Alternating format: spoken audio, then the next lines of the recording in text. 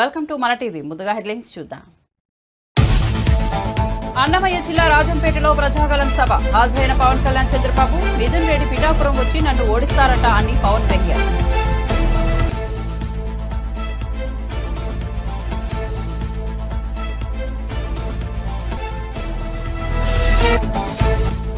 పులివెందులలో nomination వేసిన CM Jagan.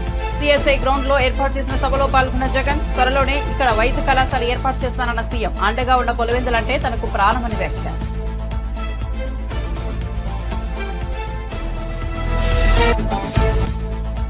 Raghunandan రావుని గెలిపించండి, తెలంగాణలో 12 సీట్లు ఇవ్వండి అన్న అమిత్ షా. నరేంద్ర మోదీని మూడోసారి ప్రధాని చేద్దామని అమిత్ షా పిలుపు. అయోధ్య రామ మందిరం కోసం కశ్మీర్ ను భారత్ లో అంతర్భాగం చేసేందుకు మోదీ కృషి చేశారని ప్రశంస.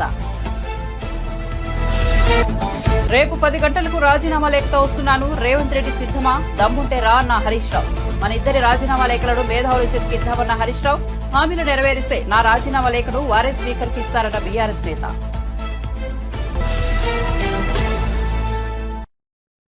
ఇక వార్త వివరాల్లోకి వెళ్తే అన్నమయ్య జిల్లా రాజంపేట లోక్సభ స్థానం నుంచి కూటమి అభ్యర్థిగా బీజేపీ నేత నల్లారి కిరణ్ కుమార్ రెడ్డి పోటీ చేస్తున్నారు. ఈ నేపథ్యంలో నేడు ఆసక్తికర దృశ్యం కనువిందు చేసింది.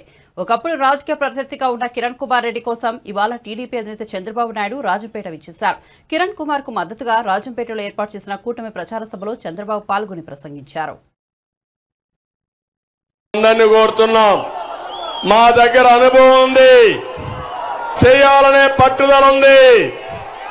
మేము ఎప్పుడు కూడా ఆలోచించేది ఈ రాష్ట్రం బాగుండాలనే ఉద్దేశంతోనే మేమందరం ఇక్కడ కలిసి వచ్చాం. ఈరోజు ఒక్క విషయం మీరు గుర్తుపెట్టుకోండి, పవర్ స్టార్ పవన్ కళ్యాణ్ గారు ఈ రాష్ట్రం కోసం ఆలోచించే వ్యక్తి. 2014లో పోటీ చేయకుండా ఎన్డీఏకి సహకరించిన వ్యక్తి, సపోర్ట్ చేసిన వ్యక్తి పవన్ కళ్యాణ్ గారు అని చెప్పి నేను మీకు తెలియజేస్తున్నా. నేను జైల్లో ఉన్నప్పుడు ఆయన స్వచ్ఛందంగా వచ్చి ఒకే మాట చెప్పాడు, పొత్తుల వల్ల లాభాలు నష్టాలు బేరీ చేసుకోకుండా ఆయన చెప్పిన మాట, ఈ రాష్ట్రంలో ఓట్లు చీలడానికి వీలు లేదు, మేము కలిసి పోటీ చేస్తామని మొదట చెప్పిన వ్యక్తి పవన్ కళ్యాణ్ గారు అని చెప్పి నేను మీకు తెలియజేస్తున్నా. అదే నాంది మేమందరం కలవడానికి. ఈరోజు ఒక విషయం గుర్తుపెట్టుకోండి, అటు బీజేపీ ఇటు తెలుగుదేశం జనసేన కలిసామంటే మా కోసరం కాదు, అందరం కూడా తగ్గాం, అందరం కూడా ఒక అవగాహనకు వచ్చాం. ఆ అవగాహనే ఇక్కడ చూస్తే కిరణ్ కుమార్ రెడ్డి గారు బాలసుబ్రహ్మణ్యం పోటీ చేస్తే పక్కన కోడూరులో కిరణ్ కుమార్ రెడ్డి గారు ఎంపీగా, జనసేన ఎమ్మెల్యేగా పోటీ చేసే పరిస్థితికి వచ్చాం. అందుకే నేను మిమ్మల్ని అందరినీ కోరుతున్నాను, తప్పుడు మాటలు మాట్లాడుతున్నారు. కిరణ్ కుమార్ రెడ్డి గారు సీఎంగా ఉన్నప్పుడు ఏ ముస్లిం సోదరులకైనా అన్యాయం జరిగిందా తమ్ముళ్ళు నేను అడుగుతున్నా. తెలుగుదేశం పార్టీ అధికారం ఉన్నప్పుడు ఏ ముస్లింలకైనా అన్యాయం జరిగిందా నేను అడుగుతున్నా. ముస్లింలకు న్యాయం చేసిన పార్టీ తెలుగుదేశం పార్టీ. అపోహలు సృష్టించి మిమ్మల్ని ఇబ్బంది పెట్టాలని ఆలోచించే పార్టీ ఈ వైఎస్ఆర్ కాంగ్రెస్ పార్టీ అని చెప్పి కూడా నేను మీకు తెలియజేస్తున్నా. ఇక్కడికి వచ్చినప్పుడు ముఖ్యమైన సమస్య రాజంపేటలో ప్రతి ఒక్కరూ ఆలోచించే సమస్య ఏది తమ్ముళ్ళు? గెస్ చేయండి మీరే. ఏది ఏది ఏది తెలుసు అంటే చేలిపైకి ఎత్తండి. ముఖ్యమైన సమస్య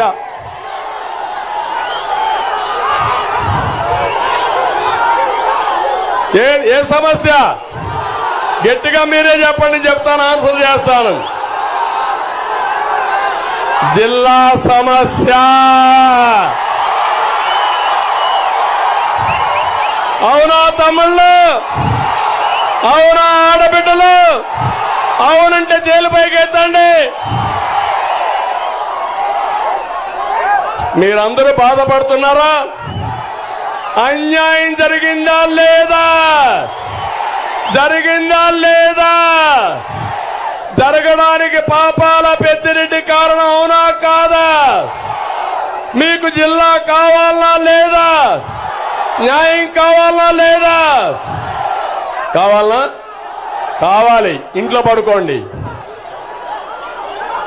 ఒకటే చెప్తున్నా,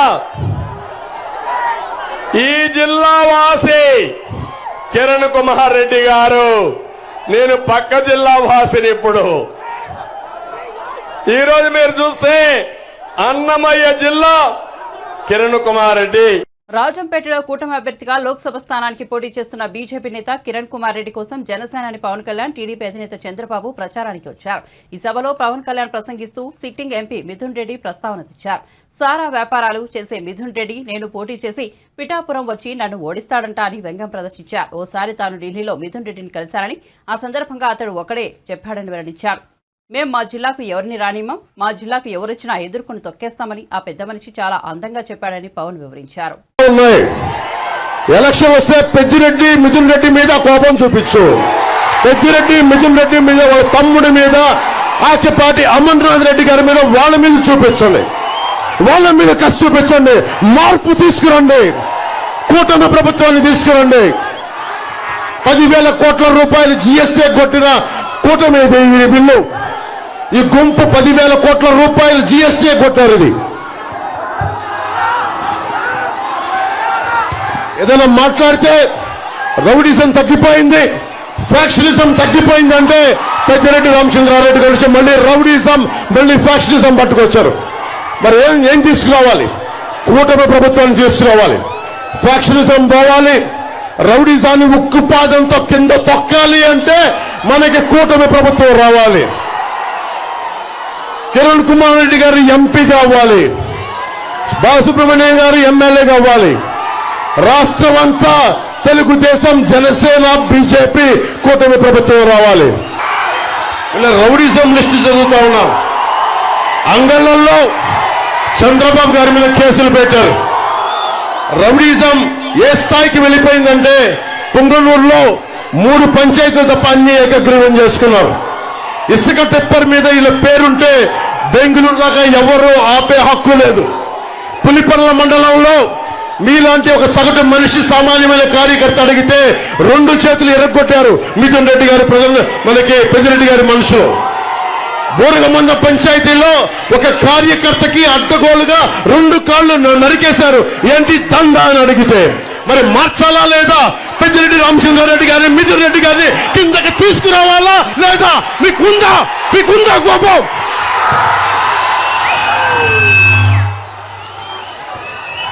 డైరీ జగన్ వచ్చి డైరీ హెరిటేజ్ డైరీ అడ్డగోలుగా తీసేస్తున్నారని చెప్పి అమూల్ డైరీని తీసుకొచ్చారు. మాట్లాడితే క్లాస్ వార్ అని మాట్లాడే జగన్ రెడ్డి హెరిటేజ్ పరిశ్రమని, చాలా మంది డిపెండ్ అయిన హెరిటేజ్ పరిశ్రమను దెబ్బకొట్టాలని అమూల్ను తీసుకొచ్చి, అమూల్ మట్టుకు వాళ్ళు ఉంటున్న పెద్దిరెడ్డి గారు, మిథున్ రెడ్డి గారు ఉంటున్న ఏరియాలోకి మళ్ళీ అమూల్ రాకూడదు. మళ్ళీ అన్నిటికంటే దారుణంగా పెద్దిరెడ్డి గారి శివశక్తి డైరీ,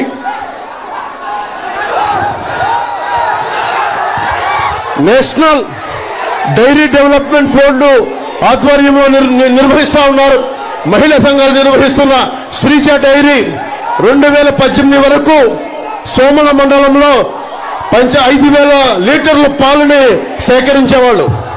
కానీ వాళ్ళను కూడా భయపెట్టి ఈ రోజున వాళ్ళను కూడా ఆప్ చేయించేశారు. జగన్ మాట్లాడే క్లాస్ వారు ఎక్కడ? సగటు మనిషి ఆడపడుచులు పొట్టే జగన్, నీకు క్లాస్ వార్ గురించి మేమంతా సిద్ధం బస్సు యాత్రను బుధవారంతో ముగియనించనున్న ఏపీ ముఖ్యమంత్రి వైఎస్ జగన్మోహన్ రెడ్డి తాజాగా గురువారం పులివెందులలో పర్యటించారు. అనంతరం అక్కడ పార్టీ అభ్యర్థిగా నామినేషన్ వేశారు. తొలుత పులివెందులలోని సిఎస్ఐ గ్రౌండ్ లో ఏర్పాటు చేసిన బహిరంగ సభలో పాల్గొన్న సీఎం అక్కడి నుంచి నేరుగా రిటర్నింగ్ ఆఫీసర్ కార్యాలయానికి వెళ్లారు. అక్కడ జగన్ నామినేషన్ వేశారు. నామినేషన్ పత్రాలను పులివెందుల ఆర్వోకు అందజేశారు. అంతకుముందు పులివెందులలో నిర్వహించిన ఓ బహిరంగ సభలో సీఎం జగన్ మాట్లాడారు. తన చిన్నాన్న వివేకానందరెడ్డి హత్య చేసింది ఎవరో బయట ప్రపంచానికి తెలుసన్నారు. వారితోనే తన చెల్లెళ్లు జతకట్టారని విమర్శించారు. అవినాష్ ఏ తప్పు చేయలేదు కాబట్టి మళ్లీ టికెట్ ఇచ్చారని చెప్పుకొచ్చారు. అవినాష్ జీవితాన్ని కొందరు నాశనం చేయాలని చూస్తున్నారని తెలిపారు. చంద్రబాబు అడుకో కూటమి తనపై దుష్ప్రచారం చేస్తున్నారని జగన్ అన్నారు. రాజకీయాలు ఏ స్థాయికి పతనమైపోయాయో గమనించమని కోరుతా ఉన్నా. ఇక మా చిన్నాన్నగారి విషయానికి వద్దాం. మా వివేకం చిన్నాన్నను ఎవరు చంపారో, ఎవరు చంపించారో ఆయనకు, ఆ దేవుడికి, ఈ జిల్లా ప్రజలందరికీ కూడా తెలుసు ఏం జరిగింది అన్నది. కానీ బురద జల్లేందుకు ఇద్దరు చెల్లెమ్మలను ఎవరు పంపించారో, వారు వెనకాల ఎవరు ఉన్నారో మాత్రం మీ అందరికీ కూడా రోజు కనిపిస్తూనే ఉంది. ఇంకా ఆశ్చర్యం ఏమిటో తెలుసా? వివేకం చిన్నారను అతి దారుణంగా చంపి, అవును నేనే చంపాను అని అతి హేయంగా బహిరంగంగా చెప్పుకుంటూ తిరుగుతున్న హంతకుడికి మద్దతు ఇస్తున్నది ఎవరు? మీరే రోజు చూస్తున్నారు కదా అని అడుగుతా ఉన్నాను.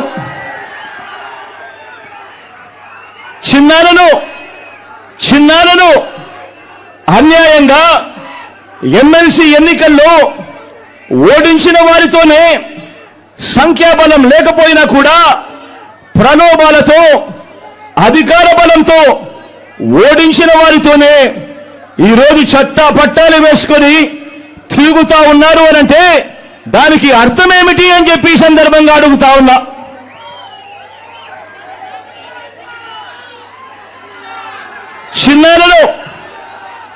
చిన్నానకు రెండో భార్య ఉన్న మాట వాస్తవం అవునా కాదా? ఆ రెండో భార్యతో తనకు సంతానం ఉన్న మాట వాస్తవం అవునా కాదా? అవినాష్ అక్కడికి ఎవరు ఫోన్ చేస్తే వెళ్ళాడు వంటి అనేక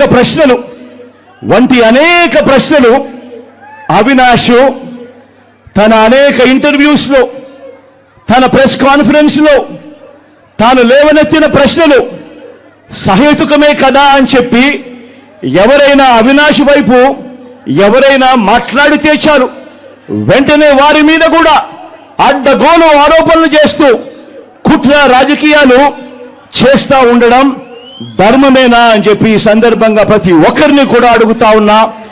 ఆలోచన చేయమని చెప్పి ప్రతి ఒక్కరిని కూడా అడుగుతా ఉన్నా. ఇలా చిన్నాన్నను ఓడించిన వారిని గెలిపించాలని తిరగడం కంటే దిగజారుడు రాజకీయాలు ఎక్కడైనా ఉంటాయా అని చెప్పి ఈ సందర్భంగా అడుగుతా ఉన్నా. మరో వంక కాంగ్రెస్ పార్టీకి ఓట్లు ఎన్నొచ్చాయి. మరో వంక నోటాకు వచ్చినన్ని ఓట్లు కూడా రాని కాంగ్రెస్ పార్టీతో రాష్ట్రాన్ని విడగొట్టిన కాంగ్రెస్ పార్టీతో ప్రత్యేక హోదాను విభజన చట్టంలో చేర్చకుండా రాష్ట్రాన్ని దుర్మార్గంగా విడగొట్టి రాష్ట్రానికి అన్యాయం చేసిన ఆ కాంగ్రెస్ పార్టీలో చేరి వైఎస్ఆర్ గారి పేరును ఆయన చనిపోయిన తర్వాత ఛార్జ్షీట్లో పెట్టిన ఆ కాంగ్రెస్ పార్టీకి మొత్తంగా వైఎస్ఆర్ గారి పేరునే తుడిచివేయాలని, కనబడకుండా చేయాలని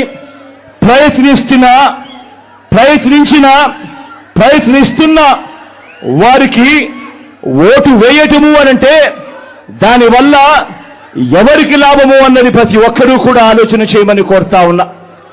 అటువంటి కాంగ్రెస్ పార్టీకి ఓటు వేస్తే, మన ఓట్లు చీలిస్తే దేశంలో ఎస్సీ, ఎస్టీ, ఓబీసీలకు రాజ్యాంగం కల్పించిన రిజర్వేషన్ల రద్దుకు భారతీయ జనతా పార్టీ కుట్ర చేస్తోందని తెలంగాణ ముఖ్యమంత్రి రేవంత్ రెడ్డి ఆరోపించారు. కాంగ్రెస్ పై దుష్ప్రచారం చేసి ఎలాగైనా గెలవాలని బీజేపీ చూస్తోందని అన్నారు. కేంద్రంలోని నరేంద్ర మోదీ నేతృత్వంలోని ఎన్డీఏ పాలనపై గురువారం గాంధీభవన్లో ఛార్జ్షీట్ విడుదల చేశారు. ఈ సందర్భంగా రేవంత్ రెడ్డి మాట్లాడుతూ మోదీ సర్కార్ దేశంలోని కార్పొరేట్ సంస్థలకు లొంగిపోయి పనిచేస్తుందన్నారు. గత ప్రధానులందరూ కలిసి 54 లక్షల కోట్ల అప్పులు చేస్తే ప్రధాని మోదీ మాత్రం 113 లక్షల కోట్ల అప్పులు చేశారని చెప్పారు. అంటే ఒక నరేంద్ర మోడీ గారే మోర్ దాన్ డబుల్, రెండింతల అప్పులు చేసిండు. ఈరోజు దేశం మీద ఉన్న అప్పుల భారము 168 లక్షల కోట్లు. 168 లక్షల కోట్లల్లా 55 లక్షల కోట్లు 14 మంది ప్రధానమంత్రులు అప్పు చేస్తే 67 సంవత్సరాలు నరేంద్ర మోడీ గారు డబుల్ ఇంజన్ సర్కార్ ఎంత వేగంగా పరిగెత్తుతుందంటే 10 సంవత్సరాలలో 113 లక్షల కోట్ల రూపాయల అప్పు తీసుకొచ్చి ఈరోజు అప్పుల ఊబిలో ఈ నయా భారతాన్ని మొత్తము తాకట్టు పెట్టినరు. ఇట్లా ప్రతి రంగంలో పోర్టులు కావచ్చు, ఎయిర్పోర్టులు కావచ్చు, జాతీయ రహదారులు కావచ్చు, లేకపోతే పబ్లిక్ సెక్టర్ యూనిట్స్ నవరత్నాలు కావచ్చు, 60 లక్షల కోట్ల రూపాయల ఆస్తులు ఆనాడు కాంగ్రెస్ పార్టీ సృష్టిస్తే వీటన్నిటిని కూడా కార్పొరేట్ కంపెనీలకు 6 లక్షల కోట్లకు తెగనమ్మేసిండు. అది ఎల్ఐసి నుంచి మొదలు పెడితే ప్రతి సంస్థను 60 సంవత్సరాలు కష్టపడి కాంగ్రెస్ కూడబెట్టిన ఆస్తులను మొత్తాన్ని నరేంద్ర మోడీ గారు 10 సంవత్సరాలల్లో మొత్తానికి మొత్తం కార్పొరేట్ కంపెనీలకు అమ్మేసి డబుల్ ఇంజన్ అంటే అదానీ ప్రధాని డబుల్ ఇంజన్ లాగా ఈ దేశాన్ని పట్టి పీడించి ఈరోజు ఈ దేశాన్ని దోసుకున్నారు. ఇవన్నీ చార్జెస్ ఈరోజు భారతీయ జనతా పార్టీ మీద, నరేంద్ర మోడీ గారి మీద సూటిగా కాంగ్రెస్ పార్టీ ఆరోపణ చేస్తుంది. ఇక రిజర్వేషన్ల విషయానికి వస్తే రాజ్యాంగంలోనే పొందుపరిచి కాంగ్రెస్ పార్టీ డాక్టర్ బాబాసాహెబ్ అంబేద్కర్ గారు ఆలోచన చేసి విద్యా ఉద్యోగ అవకాశాలతో పాటు రాజకీయ రిజర్వేషన్లు ఎస్సీ ఎస్టీలకు రాజ్యాంగబద్ధంగా హక్కు కింద కల్పించారు. ఆ తర్వాత మండల్ కమిషన్ ద్వారా ఓబీసీలకు కూడా రిజర్వేషన్లు ఇవ్వాలి, 52% జనాభా ఉన్నారు, ఓబీసీలకు రిజర్వేషన్లు ఇవ్వాలని మండల్ కమిషన్ రికమెండేషన్ను ఆనాడు పరిగణలోకి తీసుకుంటే సుప్రీంకోర్టు చివరికి అన్ని రిజర్వేషన్లు కలిపి వర్టికల్గా 50% దాటకుండా ఓబీసీలకు కూడా రిజర్వేషన్లు ఇవ్వండి అని చెప్పి ఆనాడు 27% వరకు ఓబీసీలకు రిజర్వేషన్లు ఇవ్వచ్చని 9 మంది జడ్జిలు కలిసి సుప్రీంకోర్టు తీర్పిచ్చింది. ఇవాళ ఎస్సీ ఎస్టీ రిజర్వేషన్లకు రాజ్యాంగబద్ధంగా రక్షణ ఉంది. ఓబీసీ రిజర్వేషన్లు కూడా 27% ఇవ్వడానికి కోర్టు అనుమతి ఉంది. ఇక్కడే భారతీయ జనతా పార్టీ కుట్ర చేస్తుంది. ఎస్సీ ఎస్టీలు ఓబీసీలు దేశంలో ఉన్న వాళ్ళు అప్రమత్తంగా ఉండాలి. ఆర్ఎస్ఎస్ యొక్క భావజాలము, బీజేపీ యొక్క విధానము ఈ దేశంలో ఉన్న రిజర్వేషన్లను రద్దు చేయడమే. భారతీయ జనతా పార్టీ ఆర్ఎస్ఎస్ యొక్క ఎజెండాను గతంలో అమలు చేసింది. 3 తలాక్ కావచ్చు, 370 ఆర్టికల్ కావచ్చు, నోట్ల రద్దు కావచ్చు, యూనిఫామ్ సివిల్ కోడ్ కావచ్చు, సిటిజన్ అమెండ్మెంట్ యాక్ట్ కావచ్చు, వీటన్నిటిని ఆర్ఎస్ఎస్ యొక్క ఆలోచనను, విధానాన్ని భారతీయ జనతా పార్టీ ఒక లోక్సభ రాజ్యసభలో అన్ని రకాల ఒత్తిడులు తీసుకొచ్చి ప్రతిపక్షాలను లొంగం తీసుకొని వాటన్నిటిని కూడా రద్దు చేసుకుంటూ పోయినరు. ఇది గత చరిత్ర మన కళ్ళ ముందు సజీవ సాక్షిగా నిలబడ్డది.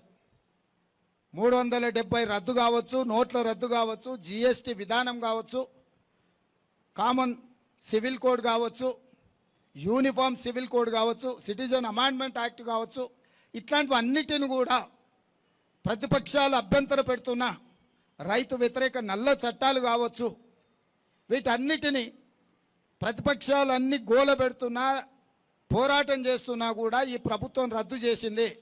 ఇక వారు రద్దు చేయకుండా మిగిలింది ఎస్సీ ఎస్టీ ఓబీసీ రిజర్వేషన్లు.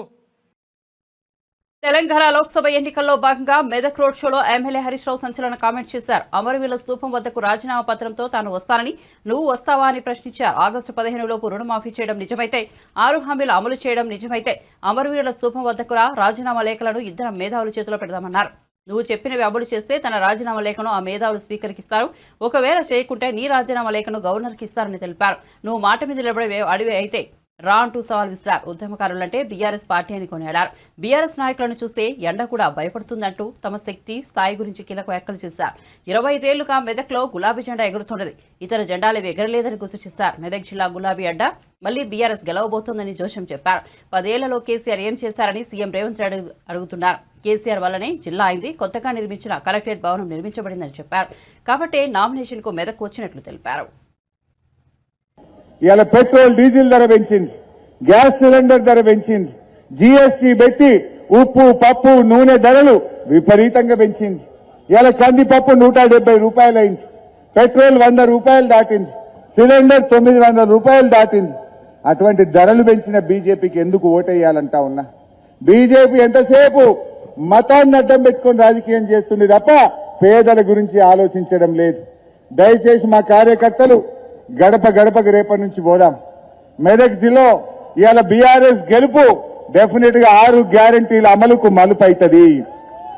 మనం గెలిస్తేనే రేపు కాంగ్రెస్ వాళ్ళ మెడలు వంచి అసెంబ్లీలో 6 గ్యారంటీలు అమలు చేస్తాం.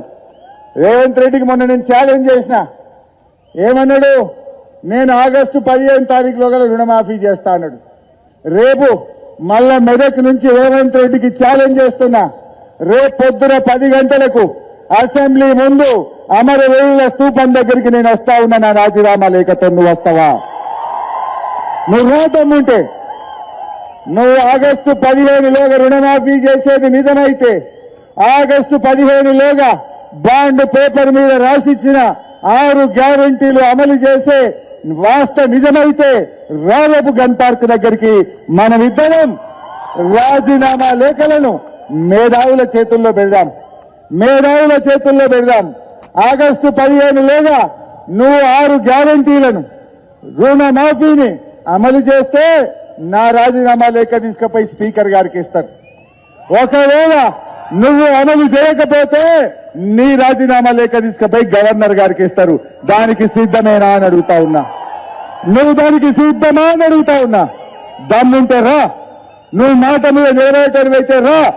కానీ రాకపోతే తెలంగాణ ప్రజలకు అర్థమైతది నువ్వు కొడంగల్ రాజకీయ సన్యాసం తీసుకున్నావన్నట్టు.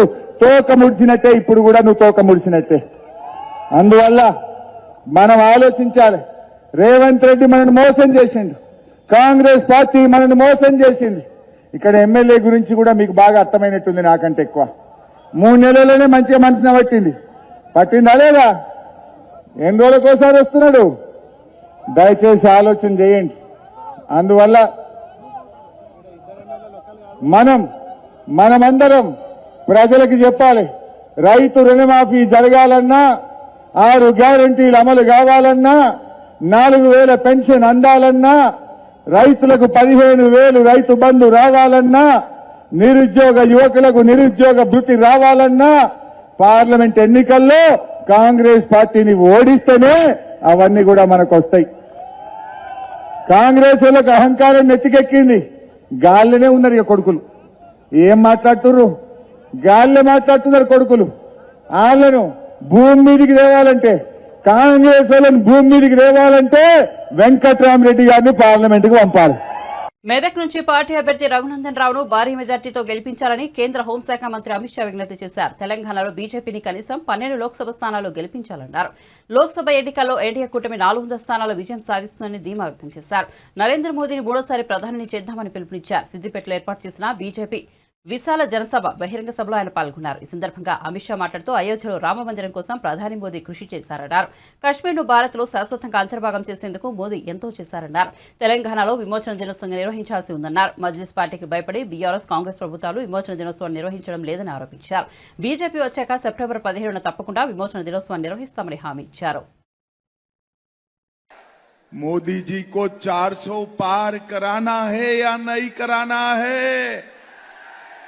कराना है तो एम रघुनंदन राव को कमल के निशान पर वोट देकर आपका एक एक वोट जो एम रघुनंदन राव को मिलेगा वो मोदी जी को प्रधानमंत्री बनाने के काम में आएगा।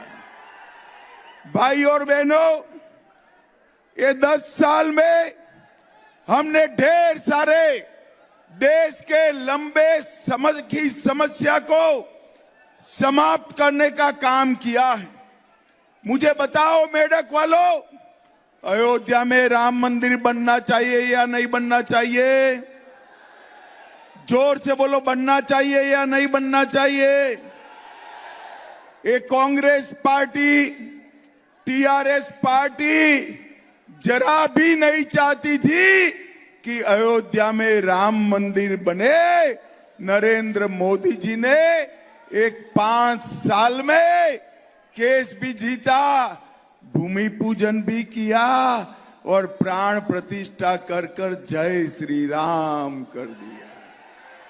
भाई और बहनों, मोदी जी ने धारा 370 हटाकर कश्मीर को हमेशा के लिए भारत के साथ जोड़ने का काम नरेंद्र मोदी जी ने कहा।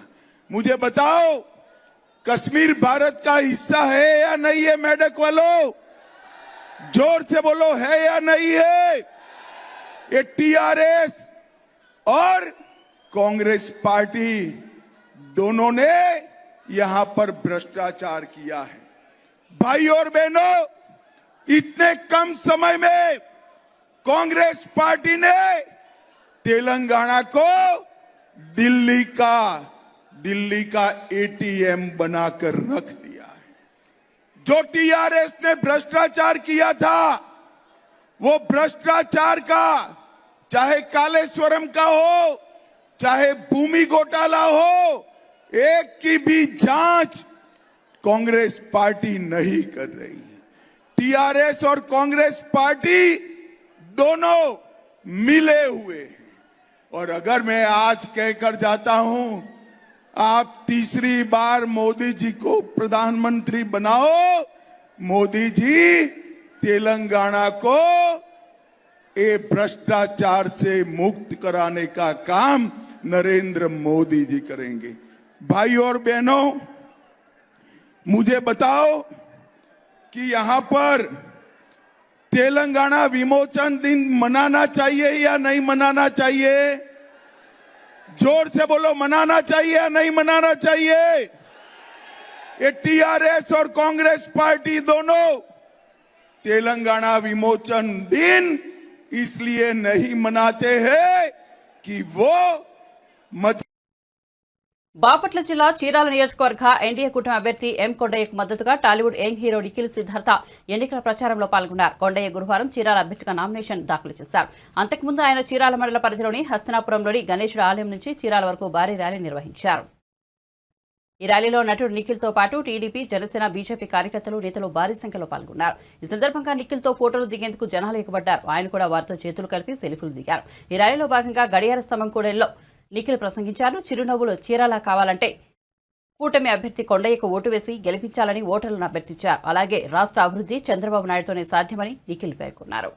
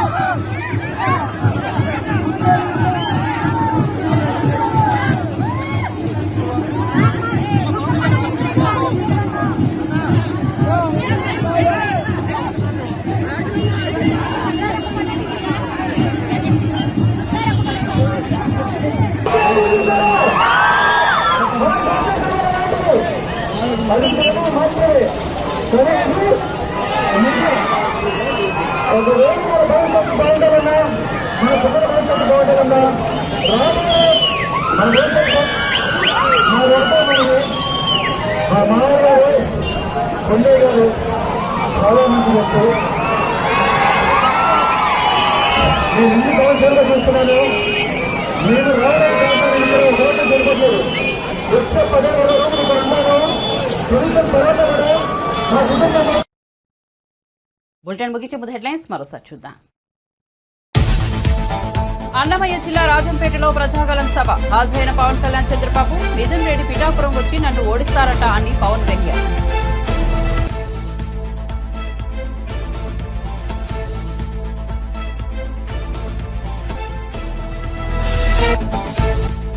పులివెందులలో నామినేషన్ వేసిన సీఎం జగన్. సిఎస్ఐ గ్రౌండ్ లో ఏర్పాటు చేసిన సభలో పాల్గొన్న జగన్ త్వరలోనే ఇక్కడ వైద్య కళాశాల ఏర్పాటు చేస్తానన్న సీఎం. అండగా ఉన్న పులివెందులంటే తనకు ప్రాణమని వ్యాఖ్య.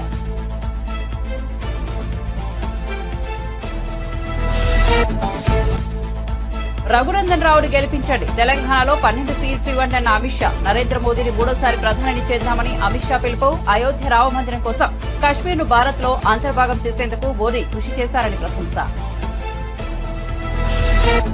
రేపు 10 గంటలకు రాజీనామా లేఖతో వస్తున్నాను, రేవంత్ రెడ్డి సిద్ధమా? దమ్ముంటే రా అన్న హరీష్ రావు. మన ఇద్దరి రాజీనామా లేఖలను మేధావుల చేతికిద్దామన్న హరీష్ రావు. హామీలు నెరవేరిస్తే నా రాజీనామా లేఖను వారే స్పీకర్కి ఇస్తారన్న బీఆర్ఎస్ నేత. మరిన్ని అప్డేట్స్ కోసం చూస్తూనే ఉండండి మన టీవీ.